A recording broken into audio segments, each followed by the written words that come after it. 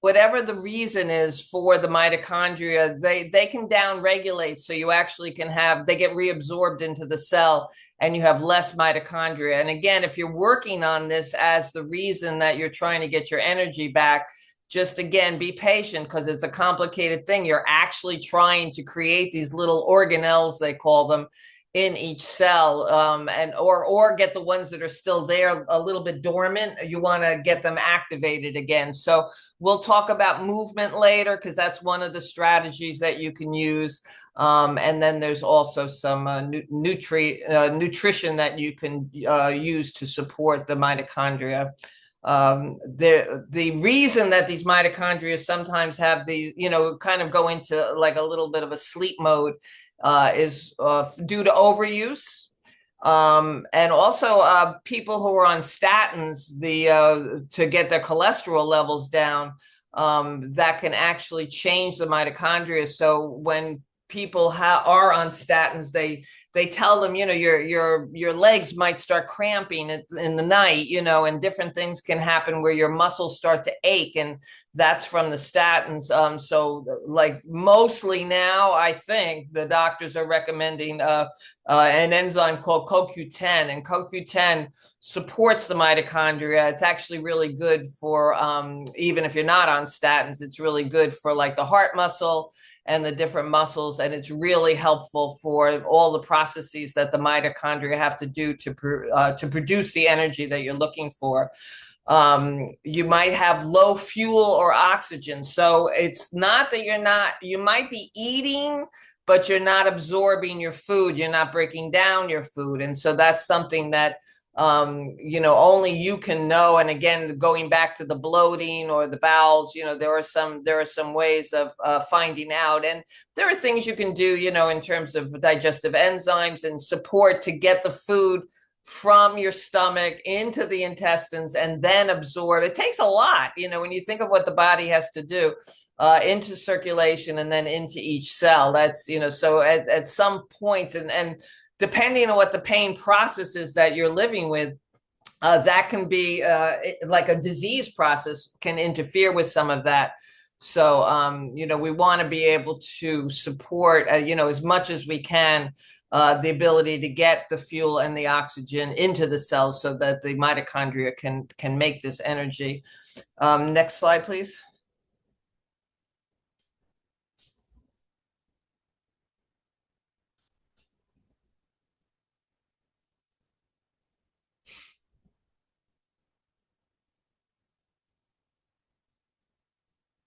Is it the slides not going?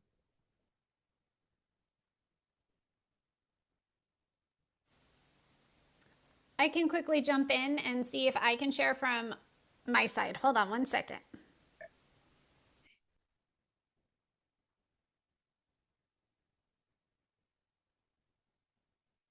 So while she's doing that, the next slide is about circulation.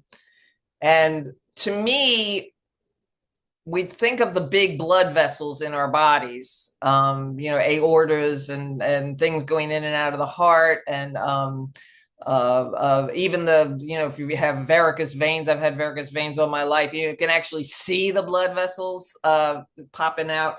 But there are these little tiny little hair-like capillaries, and some of them go away from the heart, some of them go towards the heart.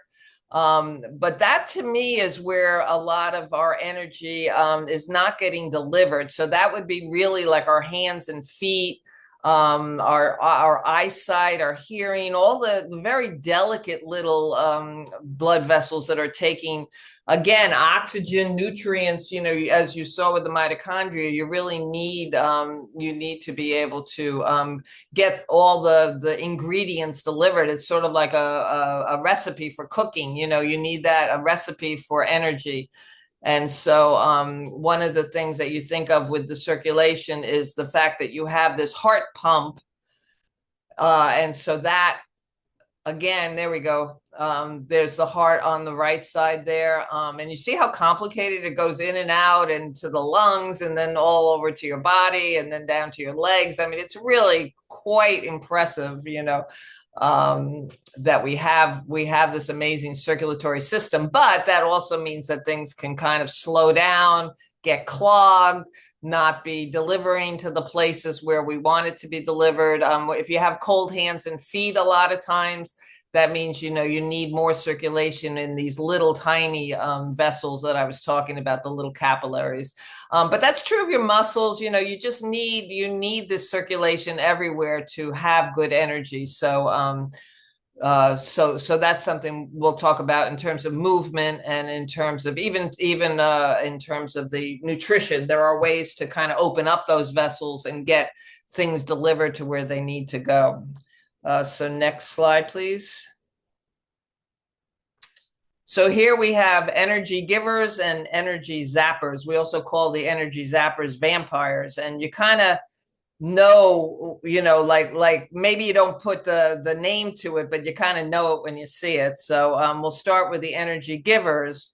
And these are things that help your mind, and you're bringing in things that are actually restoring your energy. So examples of that might be to read or listen to books that are very positive and uplifting. You can listen or watch positive media.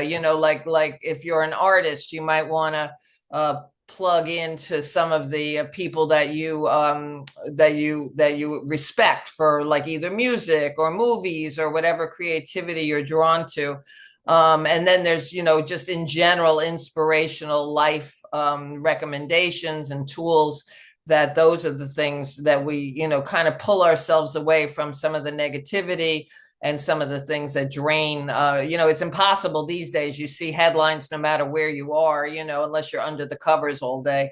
But those headlines can be draining. But right now we're talking about the energy givers. So by association, you want to surround yourself with positive, supportive people if you can. And that's, again, you kind of know these vampires, where, what is it? If they leave the room, the light goes on. If they come into the room, the light goes on. So you have to say, which one is this person? Are they lighting up your room, or are they taking the light out of your room? So again, we kind of know it when we see it. It's not always possible to, because we have caregivers and we have families that we don't always have a choice, but just to kind of have that be a goal to make life more pleasant in terms of the people that are around you.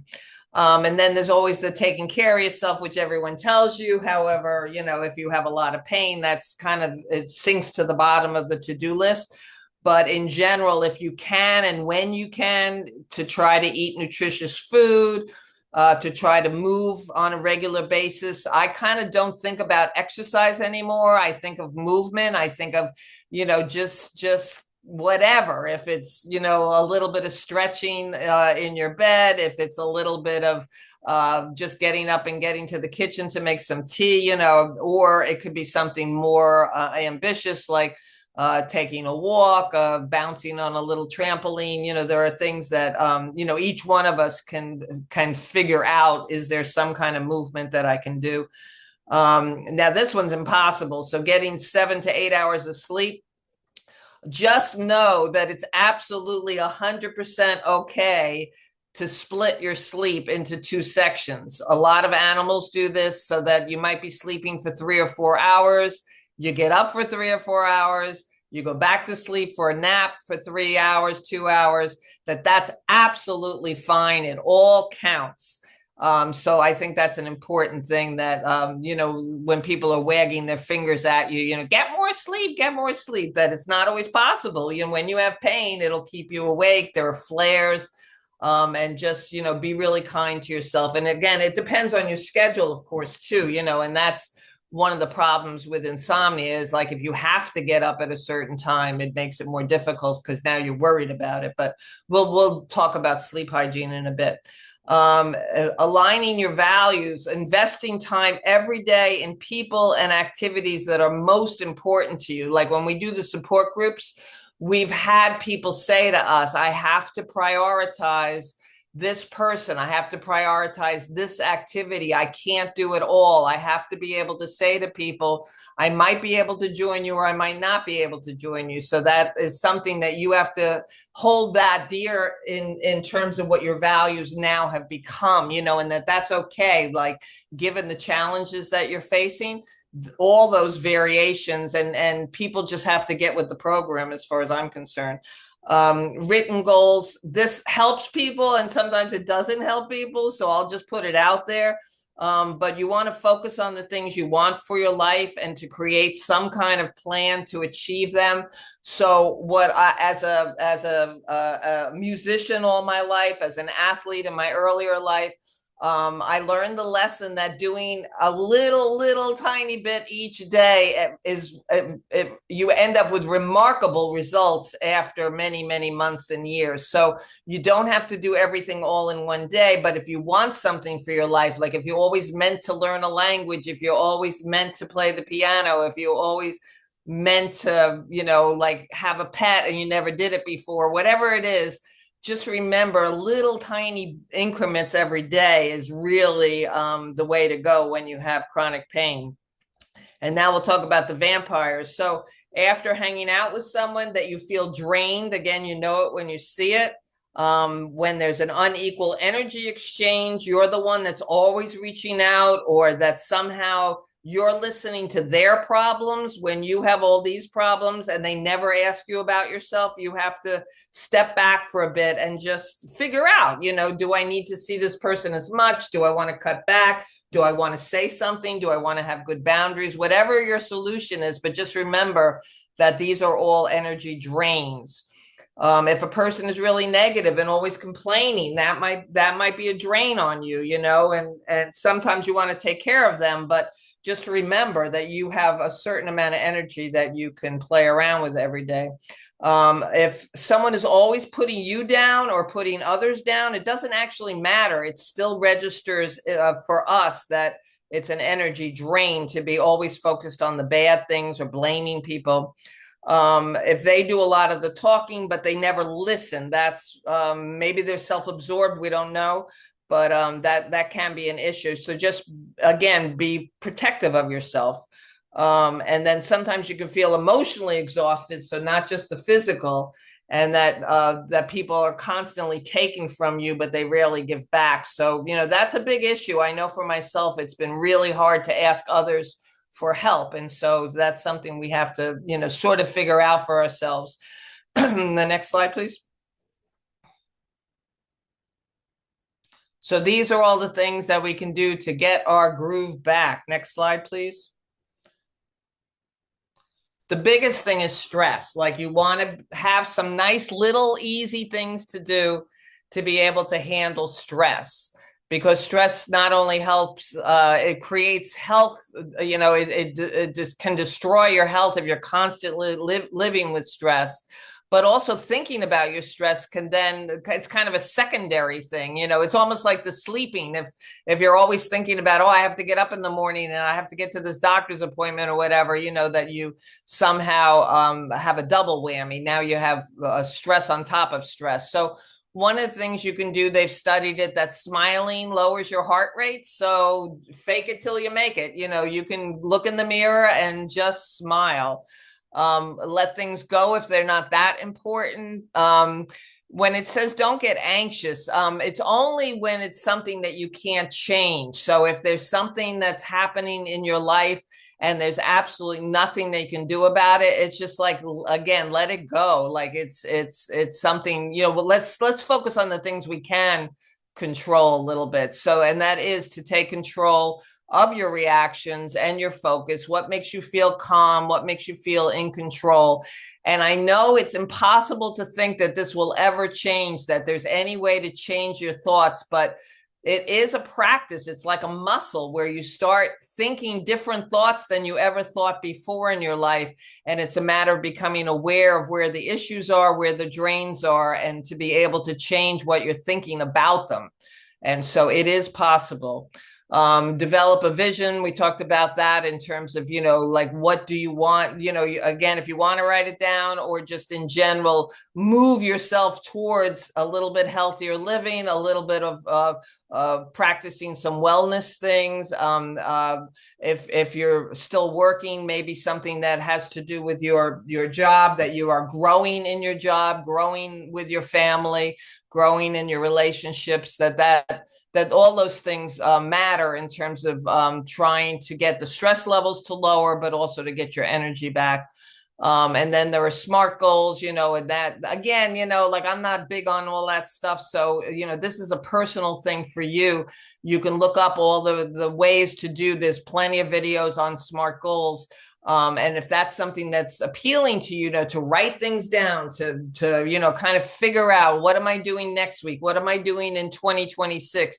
These are the people who like to do New Year's resolutions, and that absolutely works for different kinds of personalities. So you really have to say, that's me, I'm going to do that. And then you get yourself a book that's kind of blank pages and just start filling it in.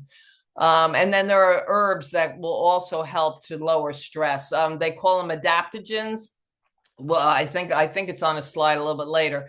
And what they do is, they don't make you more tired, because we are talking about getting your energy back, but they do lower your stress levels. So you want to get herbs that are adaptogenic, and so that they, like ashwagandha is there, theanine. You want to be able to let your body figure out, do I need to tamp things down or to speed things up a little bit? The herbs are pretty smart. They'll know how to do that. And the next slide, please.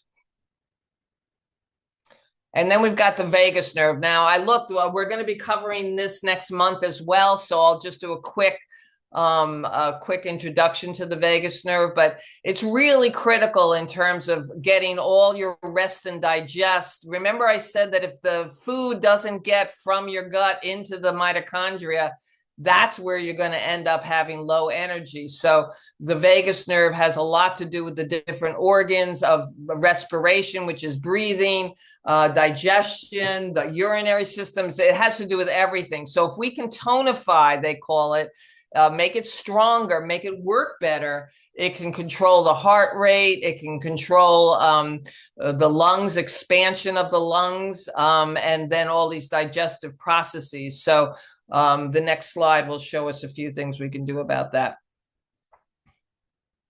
So here we have, humming. So this is something that if you're all on mute, you can try this now. You want to hum so that you feel it in your ears and in your throat. So high notes, low notes, just see which notes have a vibration in you, because the vagus nerve goes right through your throat. Conscious breathing, so that you're maybe counting each breath. And then there's box breathing. We'll go over that next month. Connection for sure activates the vagus nerve. So there you see the gals, the best friends hugging. I think that's really something that, if you have that in your life, you're really, really fortunate to have connections with other people that really lift you up and lift up your energy. Exercise, movement also activate the vagus nerve. And the vagus nerve, again, rest and digest, is to calm you down, to counteract a lot of that stress. The lady with the yellow hat, she's holding her nose and has her lips pursed. And it's that you inhale and then seal off the exhale and just have that, maybe just for a few seconds, and have this feeling of being underwater for a second. And that also helps the vagus nerve. Don't make yourself dizzy. Like, if you're doing it for too long, it's going to make you dizzy. So just do it real quick. And then the diving reflex, you can do this or not. But you can put just your face, and again, pucker everything up, close your eyes as if you were diving into water. And they say it's even better if you put some ice cubes in there. So I'll let you decide whether that's something that's appealing to you or not. I just want to say that the vagus nerve is called the nerve of compassion.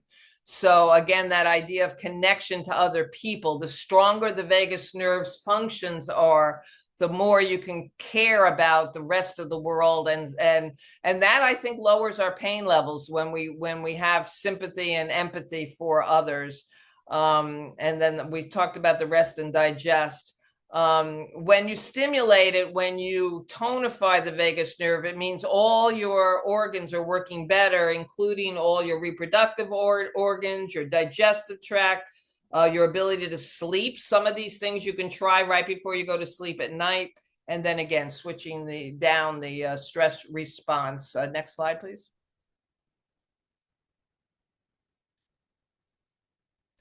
And so we have energizing nutrition. And so these are just different things to kind of mix and match and pick from. We talked about the adaptogenic herbs down below. So there you've got 4 of them. So, if you go to the health food store, you can sometimes find several of them in the same formula. And again, very rarely, if you're already tired, they may make you want to take a nap, but in general, if you have a certain amount of energy, they're gonna perk you up and put you in a good mood. Or if you're wound up with stress, they'll lower those stress levels. Same with the herbal teas, that you have chamomile. You want to be able to, it's not even just the what's in the tea, it's the process of making tea, and having the hot water and the sitting quietly, having your hands be warmed by the cup, that the whole process of having tea is also beneficial. So I'm going from the bottom up. The antioxidant, the berries and the greens and the acai, that all those, remember we talked about sometimes the mitochondria can be damaged and you want to bring that back to life. You also want to have good circulation in those little capillaries, and sometimes they can be damaged. So your antioxidants are the repair mechanisms that go in, get rid of all the free radicals, and then make all these molecules stable again. You want them to be stable. If you say antioxidant, what's the matter with oxidant is for oxygen? What's the matter with oxygen? Well, oxygen can be unstable, and berries and greens and all these different antioxidants bind a little proton, neutron, all these different things. They stabilize them so that now you are not causing damage to the different organs in your body. Magnesium is on in biology, if you look at all the processes of the body, there's always magnesium helping to get from point A to point Z. And so greens and nuts and fruits and beans are great for magnesium. And then healthy fats, you want to make sure that, you're not having some of the ones that kind of can go rancid on you. So the avocado is good for cooking and coconut too, they don't burn. And that's important when you're cooking. And then wild caught fish is also a way to get your healthy fats. And then we have superfoods. So those are spirulinas and things that when you go to the store, the health food store, you'll see a green mix. And then a lot of these leafy greens and different things are real. If you want to eat, asparagus, you can make asparagus, but the dark leafy greens, chlorella, I think is the name of it. Those are superfoods. And then these nutrient dense proteins. So you've got oysters, organic turkey, grass-fed organ meats, and then there's all the fish for the pescatarians, and then there's all the soy and tofu and tempeh, and then combining the rice and the beans and things, for the people who don't want to eat any animal products at all. So you have a lot of choices here. So next slide, please. And then here we have the sleep. So you want to make sure first that there's sleep, and if you can have it be quiet and dark. Now, not everybody has that, so earplugs and some kind of covering for your eyes. Try not to eat too much right before you go to sleep, because here's a good word for the next time you go out and try to impress somebody: thermoneogenesis. So what you're doing is you're creating not only energy, but you're creating heat. That's the thermo part. And so in the process of creating new energy with this food that you've just eaten, you're actually creating heat, and that's not great for sleep. So try to eat a few hours before you're planning to go to sleep. Try not to smoke and use alcohol. The smoking, nicotine is a stimulant, and the alcohol, what it is it makes you go to sleep, which everyone's grateful for. But then once it wears off, your body's response is to heat up the cool of the alcohol. So now your body's hot again, and then you pop up and you're awake. So it's just not a good solution for sleep, even though some people do use that as a way to get at least to fall asleep. Take a walk before going to bed in the fresh air, not a vigorous walk, because again, you don't want to heat up your body too much. But if you can even just walk around your house a little bit, but kind of get some air. If it's not too cold, have the windows open so that you can get some fresh air. Caffeine and energy drinks there. That again, depending, they had to stop the studies on caffeine because everyone reacted to it so differently. So for some people, I know people who can have a double espresso and then fall asleep immediately. And then there are other people, if they have any kind of caffeine past 11 a.m., they're up all night. So your own body. And so that's something, another aspect to play around with. Try to sleep on a firm, level, and comfortable bed. Lumps and bumps sometimes can, make you toss and turn a little bit more. Use whatever pillows you need. I have pillows all around me. I feel like the princess and the pea. So, you just want to be as comfortable as possible in your bed. Favorable temperature for sleeping. Again, if you can make it a little cooler than the rest of the day. If it gets too cold, just get up and turn the heat back up. But to actually fall asleep, you need it to be a little cooler. If you can, like I said, this is to go to bed and wake up at the same time. If you can do that, great. But for the people that have this split sleep, that's you forget what I just said.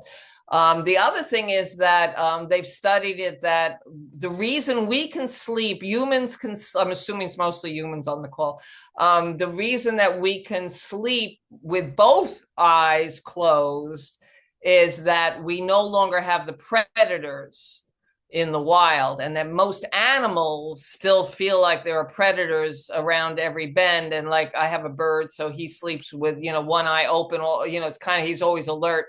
The good news is if you're feeling stressed and you are trying to go to sleep, you may not feel that you have slept, but if you lie there and get very quiet and try to quiet your mind, maybe listen to some, meditation music or something, we also can get into that state where we are sleeping with half of our brain. So you are getting rest. It may not feel like sleep, but it's definitely restorative because it's been studied. And I just want to take that one concern out of the mix for you, that you can sleep with half your brain. Do not put a lot of electrical appliances near your head or have lights on at night. Do not watch TV or play computers right before you go to bed. This is where books and magazines come in handy. Just grab one off the nightstand and read for 10 minutes. And I know it puts me out right away. And try not to focus on your insomnia. So if I said right now, try not to focus on a pink elephant, it's like not going to work. So what you want to do is focus on other things like, oh, I'm sleeping with half my brain right now. I am lying restfully now and I'm restoring myself. Think of other things. Don't think of like, oh, I have to get up and if I don't sleep, it's going to be a disaster, so try to just substitute other thoughts if you can. And then in general, just develop a ritual of going to sleep, turning out the lights, brushing your teeth, brushing your hair, whatever you need to do. Know that that's a way, turning the bed down and that. So just make it a routine. So the next one, we're going to go over this next month. So I don't want to talk about movement too much, but movement will give you energy. I know it's hard to think about that because the initial movement sometimes is very painful. But if you can get yourself going to just do some things, I know YouTube has a lot of chair exercises, chair yoga. There are stretches you can do in your bed. So even a minimal, if you can get yourself moving. But we'll go over the different types of exercise next month.